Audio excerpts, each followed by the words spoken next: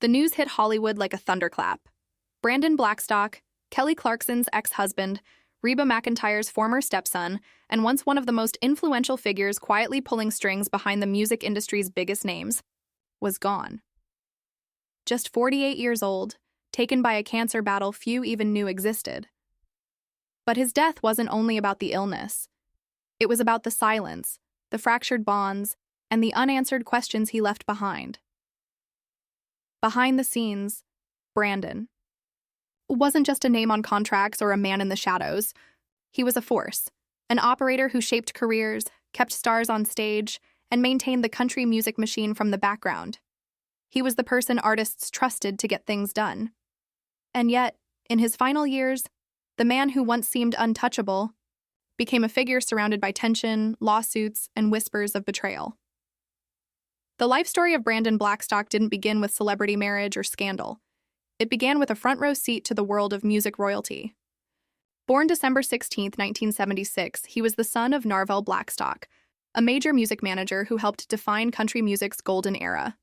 When Narvel married Reba McEntire, Brandon was suddenly part of a dynasty. Reba wasn't just a stepmother, she was the reigning queen of country. Backstage at shows, Brandon soaked it all in, learning how deals were made, how stars were managed, and how power worked in Nashville. He didn't aim for the spotlight.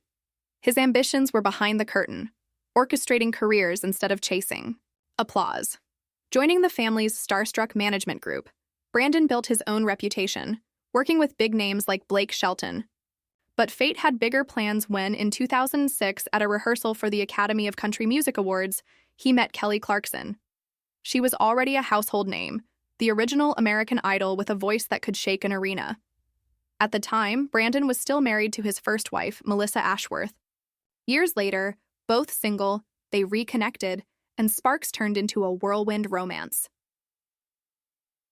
By late 2012, they were engaged. Less than a year later, they were married in a small, romantic Tennessee ceremony. To fans, they were a fairy tale, America's pop sweetheart and her country-connected husband. They welcomed 2 children, River Rose and Remington Alexander, and their public life was full of smiles, red carpet photos, and warm interviews. But as so often happens in Hollywood, the glossy picture masked the cracks underneath. The cracks became impossible to hide in 2020. In the middle of the pandemic, Kelly filed for divorce. The official reason? Irreconcilable differences. But soon the private split turned into an explosive public war.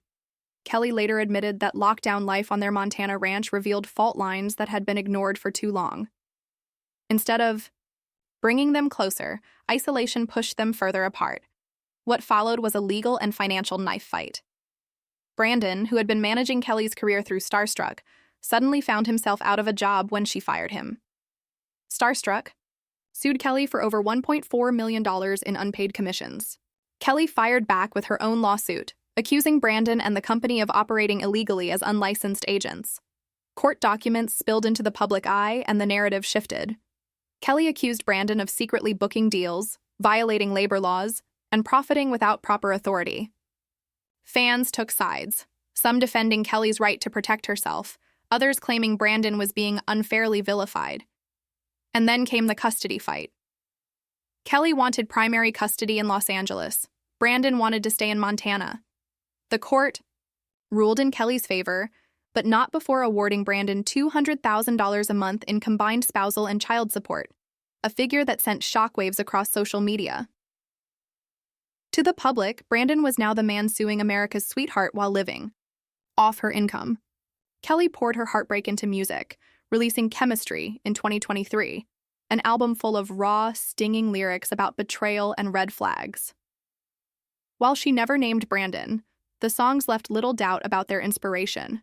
But while the world picked apart legal filings and song lyrics, Brandon was hiding something far more serious, something that would soon make all the noise seem trivial. He had cancer. It was rare, aggressive, and he'd known for some time. Friends say he was diagnosed in late 2023 or early 2024 after months of unexplained pain and fatigue. Instead of going public, Brandon told only his closest family and friends. He left the IR spotlight not to escape legal drama, but to endure chemo, surgeries, and experimental treatments without cameras watching. Montana's open skies and quiet ranch land became his refuge. His decision to keep it private left even Kelly in the dark about how serious things were until much later. By the time she knew, it was too late for goodbyes. Reba, too, tried to reconnect, reaching out and offering to visit.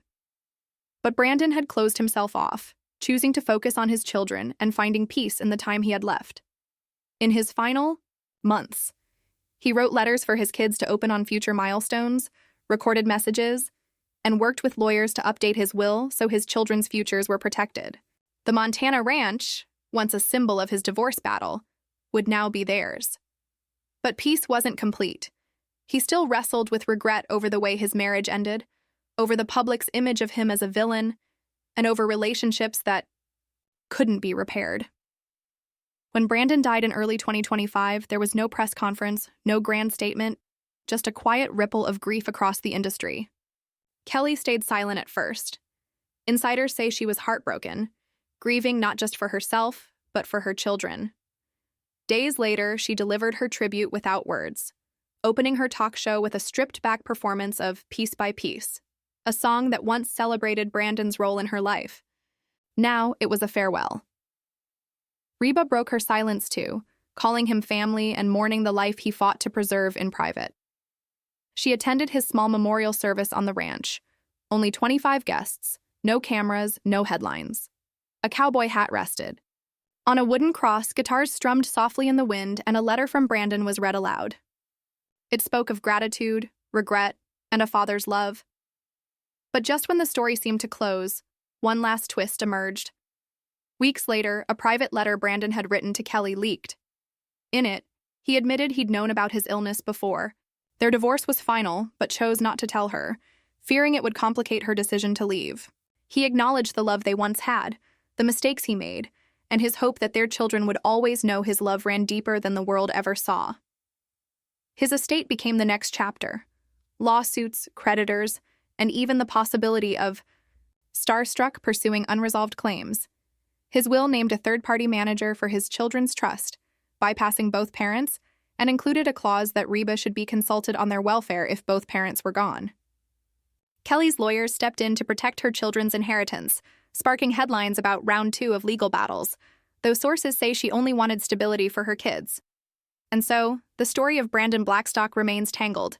A man whose public image will forever be split between talented industry insider, controversial ex, and private fighter who faced his hardest battle in silence.